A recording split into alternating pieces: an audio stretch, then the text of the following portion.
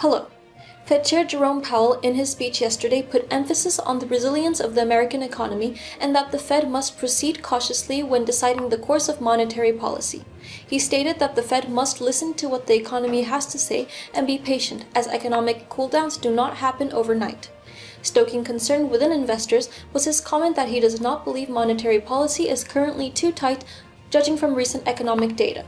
On the other hand, he reiterated that the surge in long-term Treasury yields could effectively substitute for another Fed hike. Yields on the 10-year Treasury note flirted with the 5% mark yesterday, but have retreated slightly today.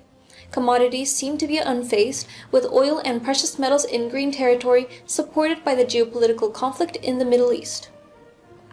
Despite the rate-defying strength in the U.S. economy, the housing sector seems to be slowing, shown by the existing home sales data that came in yesterday with a 2% fall in September to the lowest rate in 13 years, reflecting high mortgage rates that are at a 23-year high.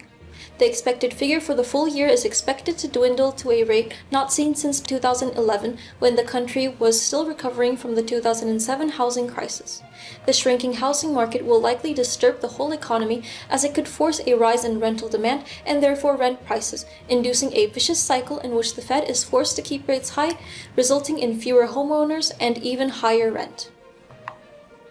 American Express reported third-quarter financials today with EPS of $3.3 versus the consensus estimate of $2.96 and revenue of $15.38 billion, coming in slightly above the $15.37 billion forecast.